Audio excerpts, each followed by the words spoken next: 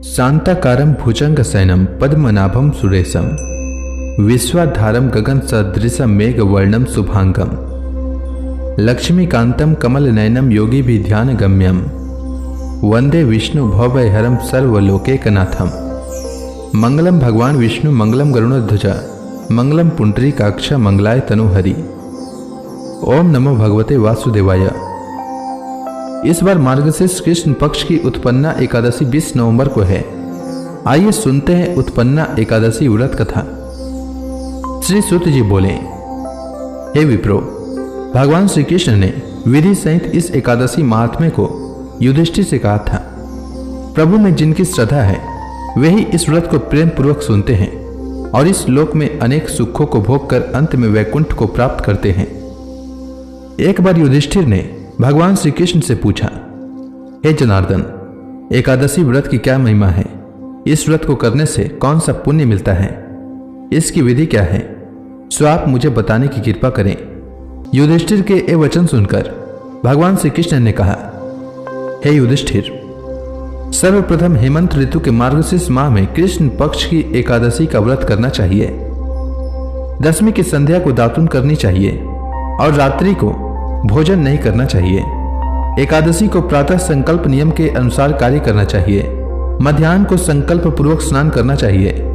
स्नान से पूर्व शरीर पर मिट्टी का लेप लगाना चाहिए। स्नान के बाद मस्तक पर चंदन का तिलक लगाना चाहिए। चंदन लगाने का मंत्र इस प्रकार है, अश्व क्रांते रथ क्रांते विष्णु क्रांते वसुंधरे उद्री तापी वारहेण कृष्णेन सतबाहुना मृतिके हर में पाप यन्मय पूर्वक संचितम त्वचा हतेन पापेन गच्छामि परमाम गतिम। स्नान के उपरांत धूप दीप नैवेद्य से भगवान की पूजा अर्चना करनी चाहिए। रात्रि में दीप दान करना चाहिए। ये सभी सात्विक कर्म भक्ति पूर्वक करनी चाहिए। रात में जागरण करते समय श्री हरि के नाम का जप करना चाहिए तथा किसी भी प्रकार के भोग विलास या स्त्री प्रसंग से सर्वदा दूर रहना चाहिए। हृदय में पवित्र एवं सात्विक विचारों को ही स्थान देना चाहिए।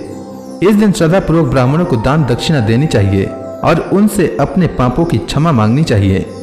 धार्मिक जनों को शुक्ल पक्ष और कृष्ण पक्ष की दोनों एकादशियों को एक समान समझना चाहिए। इसमें भेदभाव नहीं करना चाहिए। मैंने जो नियम बताए उसके अनुसार जो मनुष्य एकादशी का व्रत करते हैं उनको शंखोधार तीर्थ एवं दर्शन करने से जो पुण्य प्राप्त होता है वह एकादशी व्रत के पुण्य के 16वें भाग के बराबर भी नहीं है। हे युधिष्ठिर, व्यतिपात योग में, संक्रांति में तथा सूर्य और चंद्र ग्रहण में दान देने से और कुरुक्षेत्र में स्नान करने से जो पुण्य प्राप्त होता है वही पुण्य मनुष्य को एकादशी का व्रत करने से प्राप्त होता है। हे कुंती पुत्र, जो फल वेद पाठी ब्राह्मणों को 1000 गोदान करने से प्राप्त होता है उससे 10 गुना अधिक पुण्य एकादशी का व्रत करने से मिलता है। 10 श्रेष्ठ ब्राह्मणों को भोजन कराने से जो पुण्य प्राप्त होता है वह एकादशी के पुण्य के 10वें भाग के बराबर होता है। निर्जल व्रत करने का आधा फल एक बार भोजन करने के बराबर होता है। अतः एकादशी व्रत करने पर ही यज्ञ दान तप आदि फल मिलते हैं, अन्यथा नहीं। अतः एकादशी का व्रत अवश्य ही करना चाहिए। इस एकादशी के व्रत में शंख से जल नहीं पीना चाहिए। मांसाहार तथा अन्य निरामिष आहार का एकादशी के व्रत में सर्वथा निषेध है। एकादशी व्रत का फल 1000 यज्ञों से भी ज्यादा है। भगवान श्री कृष्ण के वचन सुन युधिष्ठिर ने कहा, हे प्रभु, आपने इस एकादशी व्रत के पुण्यों को अनेक तीर्थों के पुण्य से श्रेष्ठ तथा पवित्र क्यों बतलाया है? कृपया करके यह सब आप विस्तार पूर्वक कहिए। श्री कृष्ण भगवान बोले, हे युधिष्ठिर, सतयुग में एक महाभयंकर दैत्य हुआ करता था। उसका नाम मूर था। उस दैत्य ने इंद्र आदि देवताओं पर विजय प्राप्त कर उन्हें उनके पद से हटा दिया। तब इंद्र ने भगवान शंकर से प्रार्थना की, हे भोलेनाथ, हम सब देवता मूर दैत्य के अत्याचारों से दुखी होकर मृत्यु लोक में अपना जीवन व्यतीत कर रहे हैं। राक्षसों के भय से हम बहुत दुख और कष्ट भोग रहे हैं। मैं स्वयं बहुत दुखी और भयभीत हूं। अन्य देवताओं की तो बात ही क्या करें। अतः है कैलाशपति, कृपया कर आप मूर दैत्य के अत्याचार से बचाने का उपाय बतलाइए। देवराज की प्रार्थना सुन शंकर जी ने कहा, हे देवेंद्र, आप भगवान श्रीहरि के पास जाइए। मधु कैटभ का संहार करने वाले भगवान विष्णु देवताओं को अवश्य ही इस भय से मुक्त करेंगे। महादेव जी के आज्ञानुसार इंद्र तथा अन्य देवता क्षीर सागर गए, जहां भगवान श्रीहरि शेष शैया पर विराजमान थे।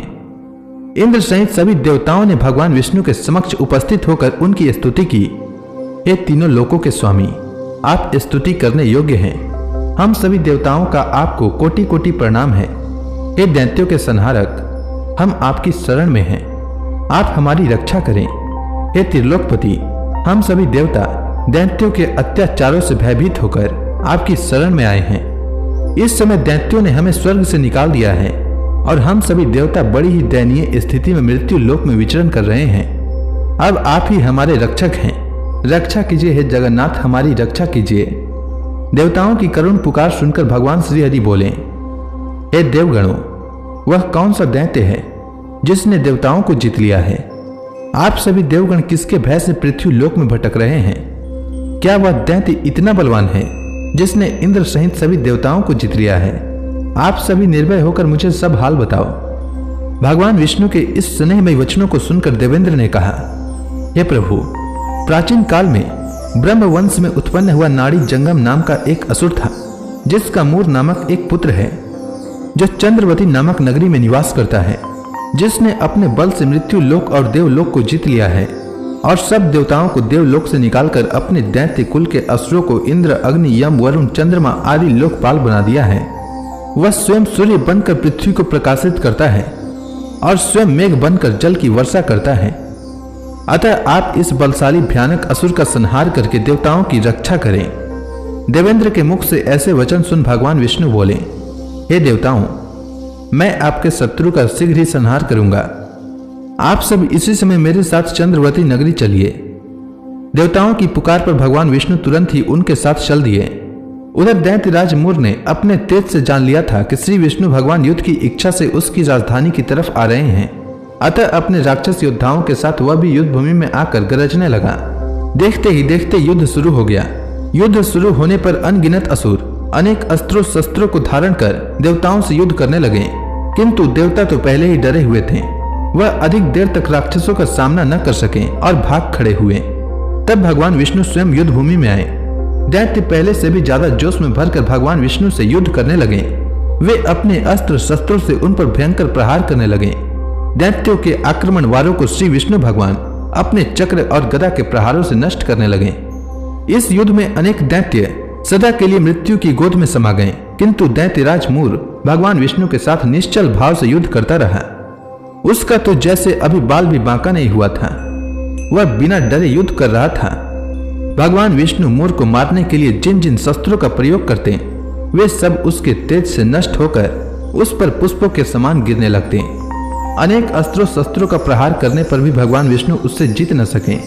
तब वे आपस में मल्ल युद्ध करने लगे।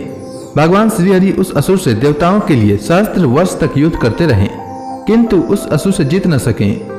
अंत में भगवान विष्णु शांत होकर विश्राम करने की इच्छा से बद्रिकाश्रम स्थित 38 कोस लंबी एक द्वार वाली हेमवती नाम की एक गुफा में प्रवेश कर गए। हे युधिष्ठिर, उस गुफा में प्रभु ने शयन किया। भगवान विष्णु के पीछे पीछे वह दैत्य भी चला आया था। भगवान श्रीहरि को सोता देखकर वह उन्हें मारने को तैयार हो गया। वह सोच रहा था कि मैं आज अपने चिर शत्रु को मारकर हमेशा हमेशा के लिए निष्कंटक हो जाऊंगा, परंतु उसकी यह इच्छा पूर्ण न हो सकी, क्योंकि उसी समय भगवान विष्णु की देह से दिव्य वस्त्र धारण की एक अत्यंत मोहिनी कन्या उत्पन्न हुई और राक्षस को ललकार कर उससे युद्ध करने लगी। उस कन्या को देखकर राक्षस को घोर आश्चर्य हुआ और वह सोचने लगा कि यह ऐसी दिव्य कन्या कहां से उत्पन्न हुई, और फिर वह असुर उस कन्या से लगातार युद्ध करता रहा। कुछ समय बीतने पर उस कन्या ने क्रोध में आकर उस दैत्य के अस्त्र शस्त्रों को टुकड़े टुकड़े कर दिए, उसका रथ तोड़ डाला। अब तो उस दैत्य को बड़ा ही क्रोध आया और वह सारी मर्यादाएं भंग करके उस कन्या से मल्ल युद्ध करने लगा। उस तेजस्वी कन्या ने उसको धक्का मारकर मूर्छित कर दिया और उसकी मूर्छा टूटने से पूर्व ही उसका सिर काटकर धड़ से अलग कर दिया। सिर काटते ही वह असुर पृथ्वी पर गिरकर मृत्यु को प्राप्त हुआ और बाकी बचे हुए असुर अपने राजा का ऐसा दुखद अंत देखकर भयभीत होकर पाताल लोक में भाग गए। भगवान विष्णु जब निद्रा से जागे तो उस असुर को मरा देखकर उन्हें घोर आश्चर्य हुआ और वे सोचने लगे कि इस महाबली को किसने मारा है। तब वह तेजस्वी कन्या श्रीहरि से हाथ जोड़कर बोली, हे जगदीश्वर, यह असुर आपको मारने को उद्यत था, तब मैंने आपके शरीर से उत्पन्न होकर इस असुर का वध किया है। कन्या की बात सुनकर भगवान बोले, तुमने इस असुर को मारा है, अतः हे कन्या, मैं तुमसे अत्यंत प्रसन्न हूं।